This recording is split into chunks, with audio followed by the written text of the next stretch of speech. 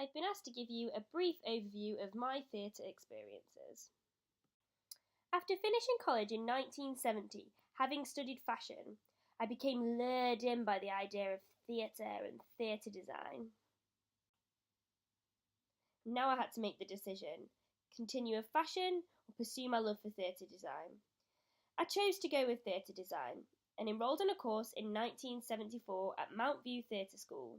This is a school in North London, an area called Crouch End. So the course started. Bearing in mind this was 20 years ago, there was no interpreters or communication support, and it was quite tricky.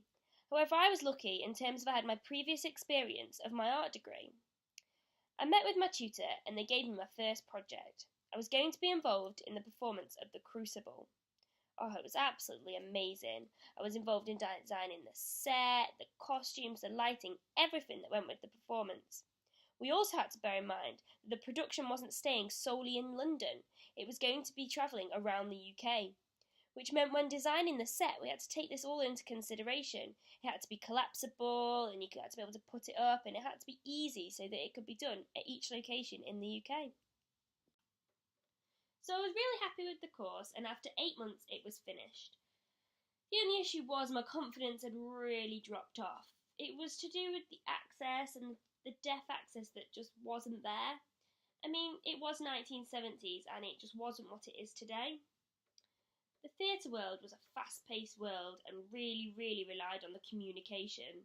This was a time when I didn't have a text type or a minicom. Those things just weren't available, so I ended up giving up. I went and worked for a clothes company, including clothing design. That wasn't what I expected, but I don't regret the experience. It was really valuable, and it actually led me to get involved in deaf theatre. It was linked to a competition that was run by the BDA. The people were fantastic and the plays were really good. However, I didn't like that all the plays we were doing were made for a hearing audience and we had to translate them for the deaf audience. So my job was easy enough, taking a hearing play and translating it for a deaf audience.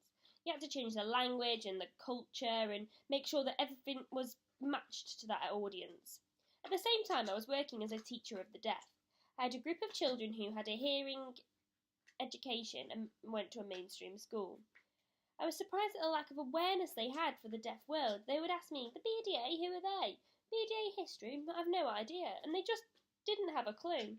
At this time, it was the 100-year anniversary in 1980 of the BDA, and I felt like a younger audience needed to get involved. They needed to be more aware of the history and the politics of the BDA, especially the oppression that faced in 1880 Milan.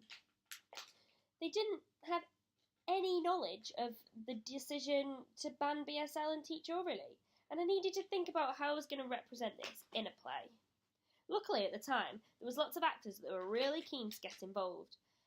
We all sat down, a group of us who wanted to be involved in the play, and got together planning. We all chipped in a little bit, and it was really great. After 3 hours, the scripts were all finalised and written. And guess what? They weren't in English. They were all in full BSL.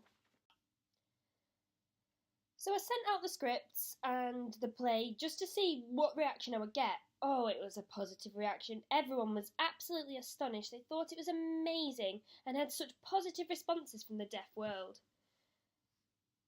People worked all night learning the scripts. The actors worked so hard. I couldn't believe it. They were amazing. And we pulled together the production. It was so natural in BSL, the culture. Oh, it was absolutely fantastic. We also had the difficulty of we didn't have a stage, or how were we going to do the lighting effects and the smoke. We ended up sectioning a section off on the floor, and everyone just pulled together, and it all came together in the end. The play was called The Last Flickering Light of Hope. So the story goes, there's an old guy who's been going to Deaf Club for years and years and years, but he just noticed the numbers attending dramatically falling. Nobody ever young goes. This is linked to mainstream education and the dying out of the deaf community and the deaf culture. The deaf children who are in the hearing education adopt more of a hearing culture and the hearing norms of life. He starts trying to encourage the younger generations to come along to Deaf Club and to meet the older deaf people. The young people just think, just a bunch of old people. The old man is signing away and he gradually starts fading into the smoke. All of a sudden, he's back on stage, and he's alone. He's alone in this white place. 4 people come to him, all dressed in white, with moustaches, speaking to him orally.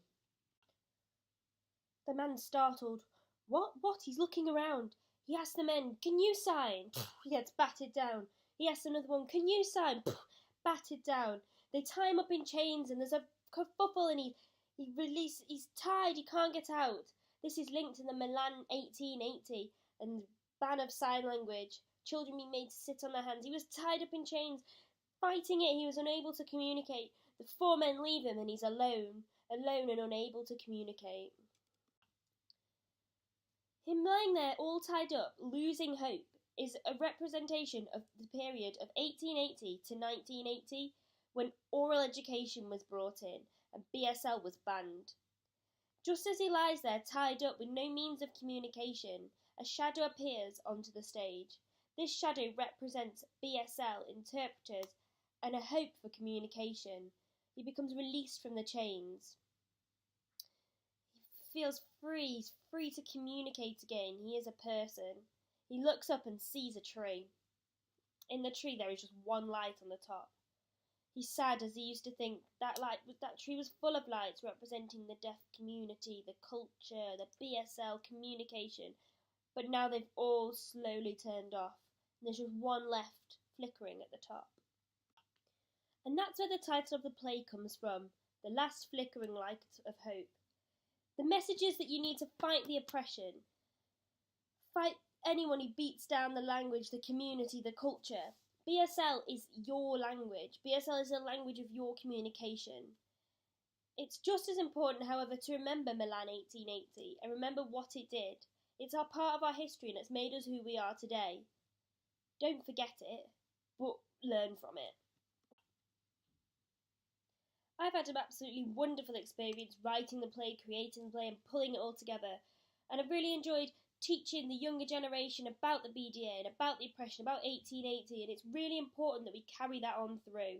We need to make sure that the children of today understand what we went through and what makes the deaf community so strong today. Because at the end of the day, they're the future, not me.